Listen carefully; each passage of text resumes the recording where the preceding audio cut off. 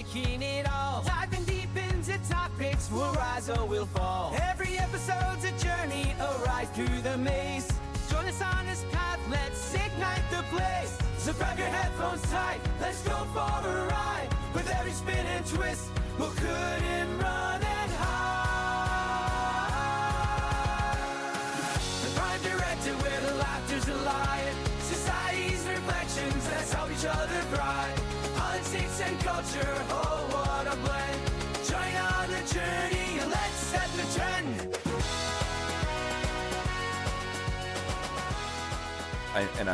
I'm going to pick on you, Eric, just a little bit, because I feel like with higher ed, maybe we are at we're at a different sort of level. But for instance, I'm certain you have seen someone being picked on, someone being bullied. Yeah. And of course, that person can go to the teacher and it doesn't always have the desired result. But if another student steps in and goes, no, that's correct. You do not do that. If the culture is that students are the ones that create and police, and we create a thing called the social contract, and in the class together, and we all sign it. I actually have kids try to trace their hands on it and stuff, so their hand is on it, so we're all handed together. But yeah, if the students are the ones that self-correct, then the teacher doesn't have to be the one to become the authority figure to come in and be the big heavy.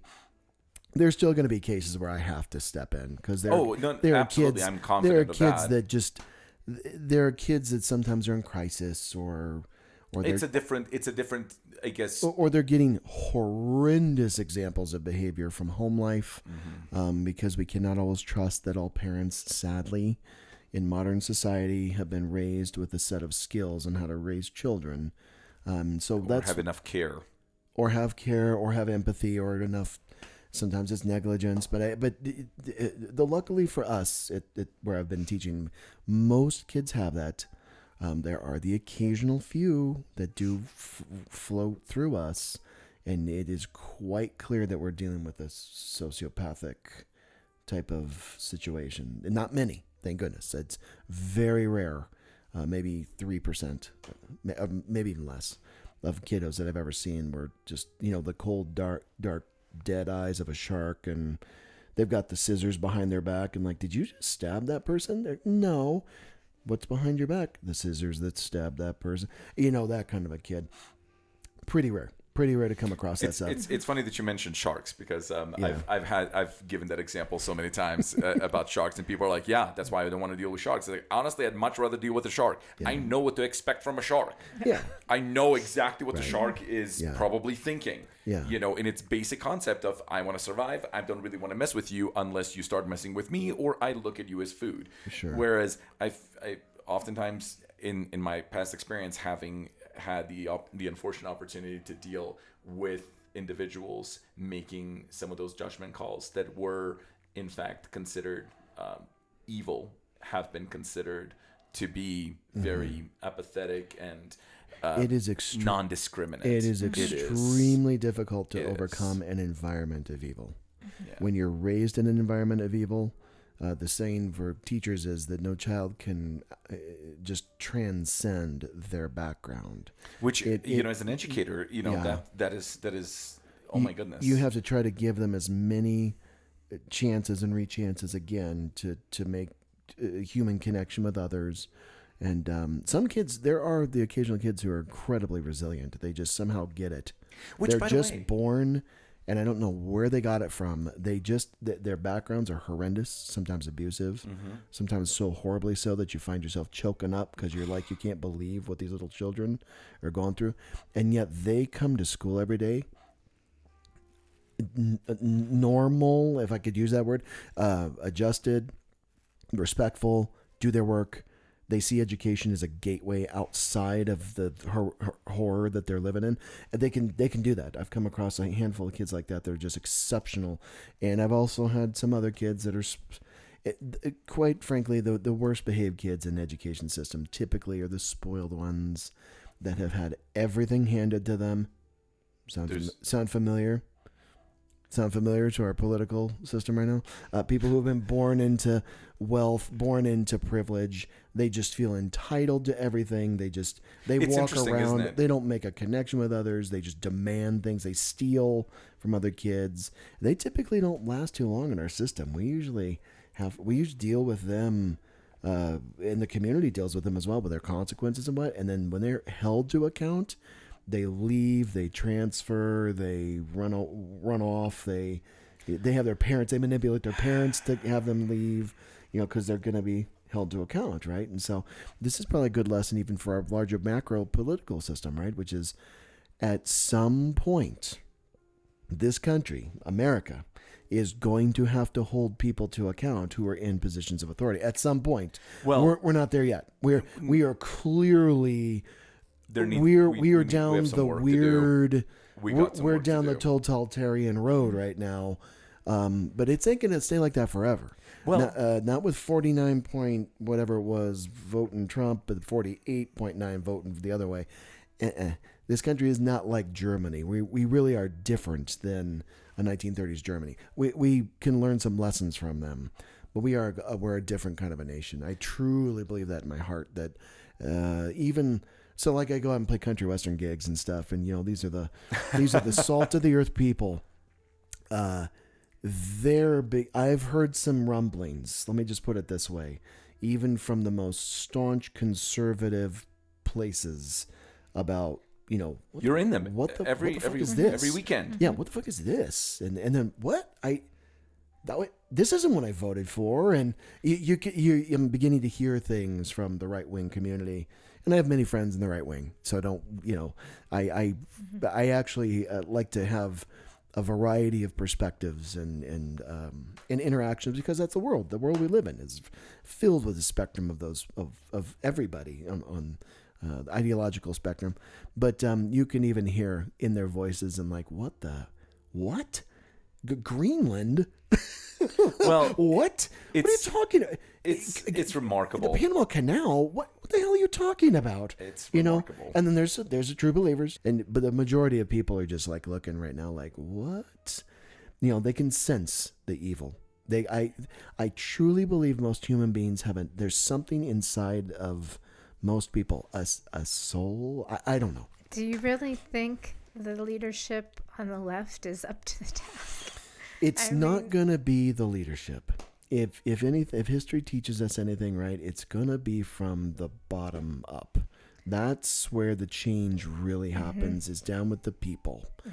It's always the people. That's where it comes up from. Movements. The top will do its best to crush and divert. And we just need to identify the reluctant leader, because it was Steve Jobs even spoke of this. That's where he said it's the people who are reluctant to be the managers, to be the team leaders, to be in the higher echelons of an organization. Those tend to be the individuals that really. I hate to say this, but I think things probably have to bottom out even further than they are now.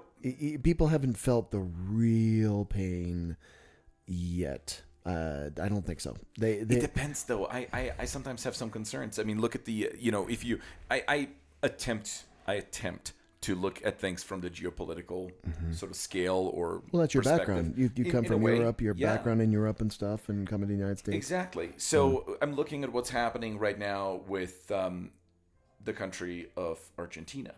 Yeah. The austerity measures that are currently taking place in that nation, and where the population is at.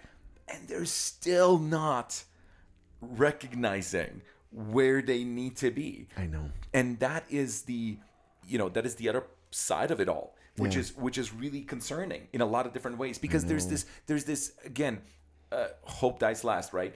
You are so hopeful that you will somehow go above and beyond everyone else, and you are the one who's going to succeed. I just recently watched this thing where this professor said, "Hey, listen, I am willing to give everybody a 95% on their final examination, and as long as there is a unanimous vote and we all put our signatures down Yeah. that everyone blanket gets their 95% and we don't have to have a final. And they can never agree. There's always a person. He's like, there's a handful of people out of a class of 30 who will literally say, well, I studied and that person didn't study and they don't deserve the 95 as much as I do, and I know I can do better. And he said statistically only 11 to 12% will actually do better than a 95, and it usually does involve the people who are voting against the whole thing. I know.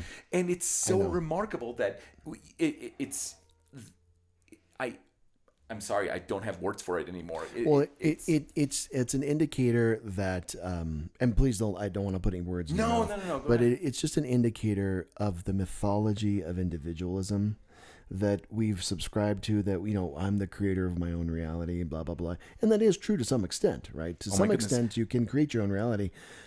That said, what's the old saying? Denial ain't just a river in Egypt. Well, we could totally go into free will, because that's another thing. But most people, it's that old Dunning-Kruger effect.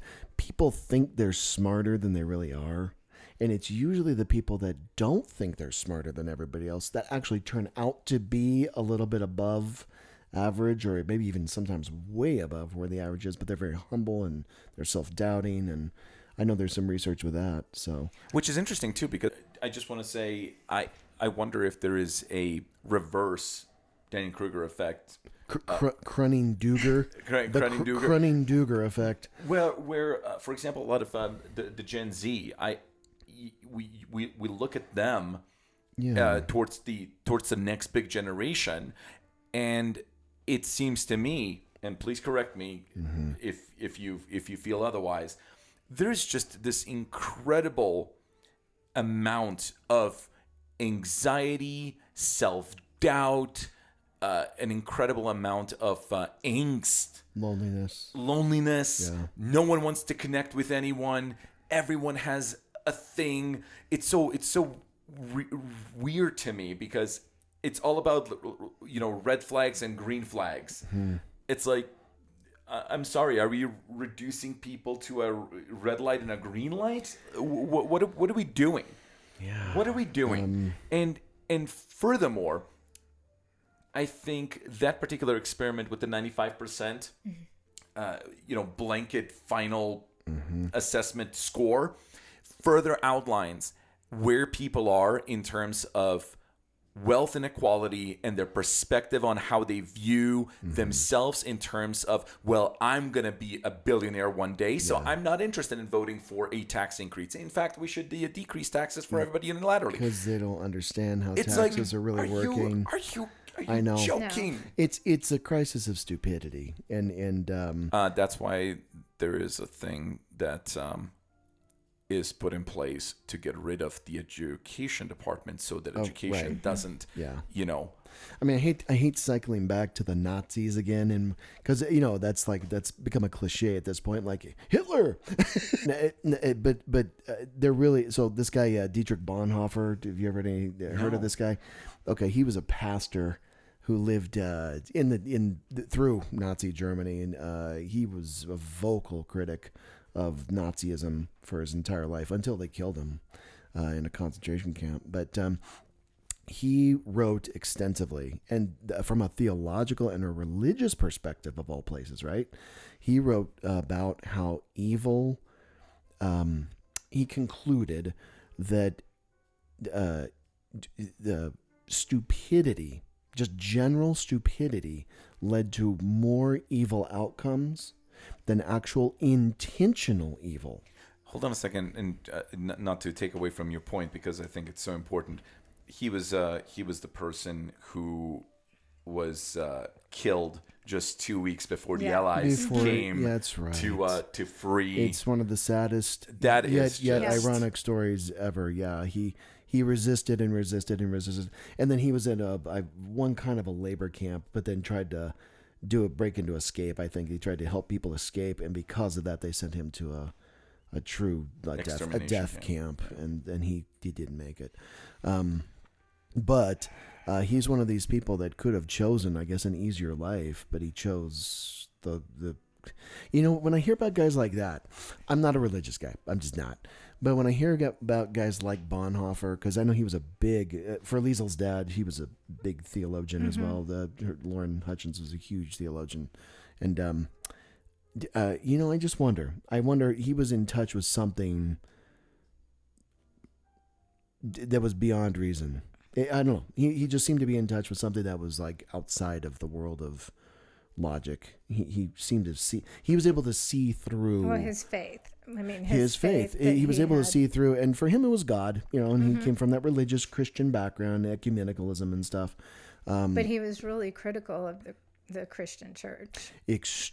Man, he ripped apart as an institution what he saw the organized religion doing in the name of Jesus, which is and everything interesting else. when you think about systems of organized evil and bureaucracy, right? Because their inability to stand up, because that was his critique, was that they were aligning with Hitler. They were not. Can you imagine? You're up. calling yourself a Christian organization, and you're aligning yourself with Hitler, and in your fevered brain, you have rationalized your religious belief into supporting the extermination of millions of people. Because it was Christian nationalism at that time. It's a version of Christian nationalism that was based on the Deutschland, right? Yeah. The motherland.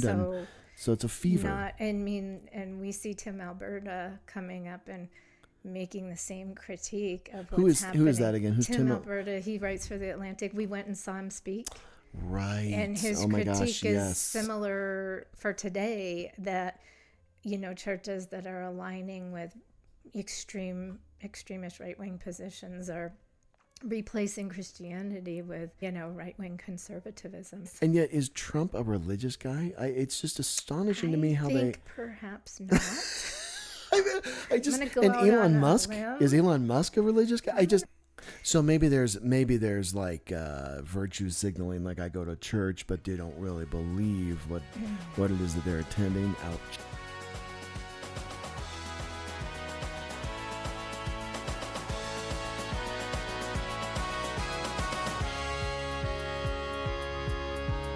As we close the chapter, lend us your ear.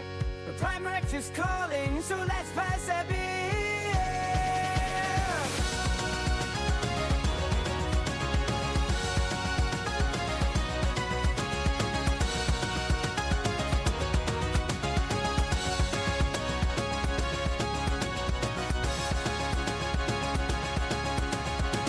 The Prime Directive, where the laughter's alive. Society's reflections, let's help each other thrive. Politics and culture.